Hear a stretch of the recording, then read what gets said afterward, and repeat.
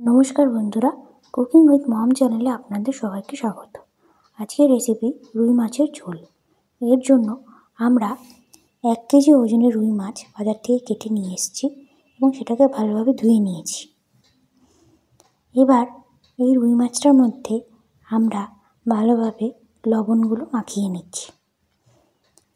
পর্যাপ্ত পরিমাণে লবণ ভালোভাবে মাখিয়ে নিতে হবে যাতে মাছের ভেতরে লবণের স্বাদটা ঢোকে। এরপর আমরা হলুদ দিয়ে দিচ্ছি। হলুদটাও ভালোভাবে মাখাতে হবে মাছের মধ্যে, যাতে লবণ এবং হলুদ দুটোই মাছের ভেতরে ভালোভাবে ঢোকে স্বাদটা, এবং মাছের যে আঁশটা গন্ধটা সেটা চলে যায়।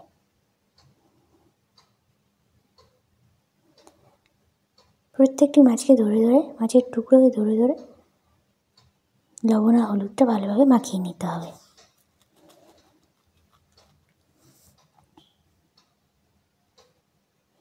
এখানে যেভাবে মাখানো হচ্ছে ঠিক সেইভাবে। এবার কড়াতে তেল গরম করে নিচ্ছি। পর্যাপ্ত পরিমাণে তেল দিয়ে তেলটা একটু গরম হলে মাছগুলো ছেড়ে দিলাম। মাছগুলোকে এপিট ওপিট করে ভালোভাবে ভেজে নিতে হবে। কেউ বেশি কড়া ভাজা খায়, কেউ অল্প ভাজা খায়, সেটা আপনাদের ওপর। এবার মাছের ঝোল বানানোর জন্য আমরা আলু কেটে নিচ্ছি। আলুটিকে এইভাবে লম্বা লম্বা করে কেটে নিতে হবে। এখানে আমরা মোটামুটি 2টো আলু ব্যবহার করেছি। আলুটাকে ঠিক এইভাবে ফালা দিয়ে লম্বা লম্বা করে কেটে নিতে হবে। মাছের ঝোলের জন্য এইরকম শেপে আলু কাটলে ভালো লাগে খেতে। এইবার মাছের এক পিস ভাজা হয়ে গেছে মাছগুলো, আরেক পিঠ উল্টে দিলাম যাতে আরেক পিঠ ভালোভাবে ভাজা হয়। মোটামুটি লাল করে করে ভাজতে হবে প্রতিটা মাছকে। মাছের টুকরোগুলো এইভাবে ভেজে এবার উঠিয়ে নিচ্ছি। এবার আমরা ঝোল বানাবো। এখানে মোটামুটি এখানে ছ পিস মাছ আছে। এরপর এর জন্য 2টো আলু কেটে নিয়েছি, একটা টমেটো কেটে নিয়েছি, 2-4টে কাঁচা লঙ্কা আর একটু আদা। এইবার তেলের মধ্যে কালো জিরা আর কাঁচা লঙ্কা ফোড়ন দিলাম। ফোড়নটা তেলের মধ্যে গন্ধ ছাড়লেই তার মধ্যে আমরা আলুগুলো দিয়ে দেব।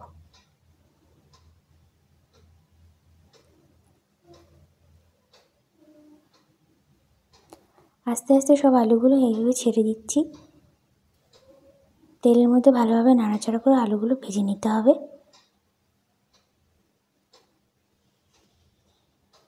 এরপর আলুর মধ্যে আমরা লবণ দিয়ে দিলাম। লবণটা স্বাদ মতো দিতে হবে। এখানে আমি মোটামুটি 1 চা চামচের মতো লবণ দিয়েছি।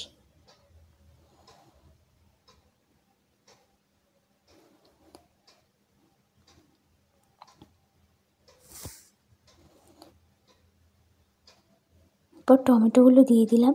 টমেটোগুলো ভালোভাবে ভাজা হয়ে গেলে তারপরে আমরা মশলাটা তৈরি করে নেব। টমেটোটা দেওয়ার পরে ভালোভাবে নাড়তে হবে যাতে সুন্দরভাবে ভাজাটা হয়, কারণ এগুলো যদি ঠিকঠাক ভাজা না হয় তাহলে কাঁচা গন্ধ থেকে যাবে ঝোলের মধ্যে, যেটা খেতে ভালো লাগবে না।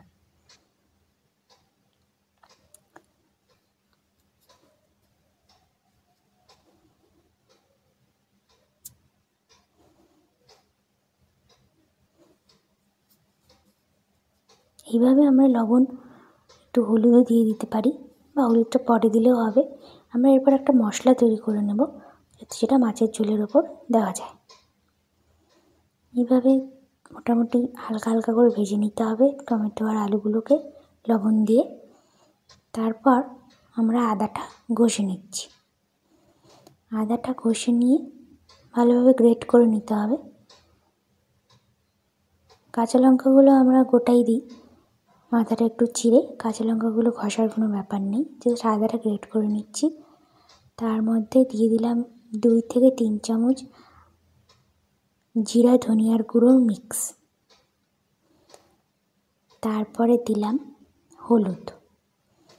এবার এই মিক্সচারটা কোনোরকম জল ছাড়াই আমরা মাছের ঝোলের জন্য যে আলুগুলো ভাজছি সেখানে দিয়ে দিলাম এবং ভালোভাবে নাড়াচাড়া করে সব আলু আর টমেটোগুলোর গায়ে ভালোভাবে মাখিয়ে নিলাম। এখন কিন্তু গ্যাসের স্টিমটা লোতে রাখতে হবে, কারণ মশলাটা না হলে পুড়ে যাবে।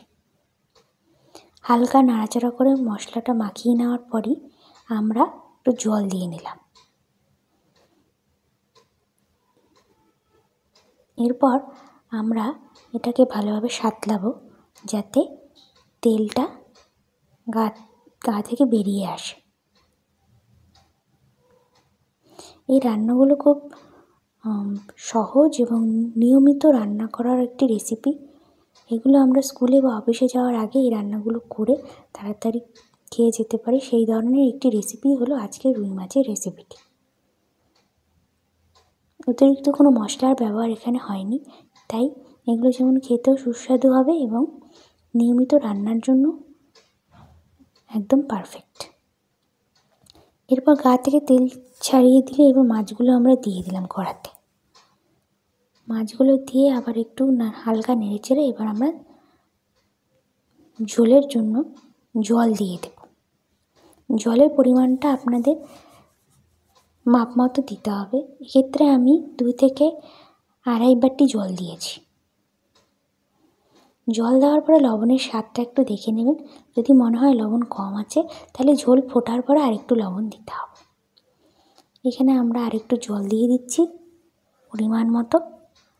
জল দিয়ে অপেক্ষা করব সেই ঝোল তৈরি হওয়ার জন্য জলটা কখন ফোটে।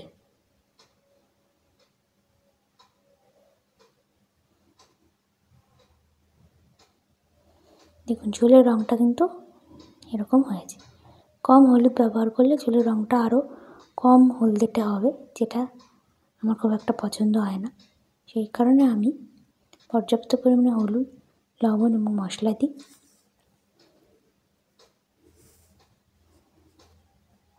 ঝোল ফুটে এসছে, মাছের ঝোল রেডি। মাছগুলোকে আগে নামিয়ে ঝোলগুলো উপর দিয়ে নিয়ে দিলাম, মানে মাছগুলো ভেঙে যাবে। এই আমাদের মাছের চটঝোল দিয়ে রুই মাছের ঝোল রেডি। খেতেও যথেষ্ট সুস্বাদু এবং স্বাস্থ্যের পক্ষে যথেষ্ট উপকারী। আজকের রেসিপি এখানেই শেষ করলাম। পরবর্তী রেসিপি পাওয়ার জন্য নজর রাখুন আমাদের চ্যানেলে। লাইক, কমেন্ট এবং সাবস্ক্রাইব করুন আমাদের চ্যানেলকে।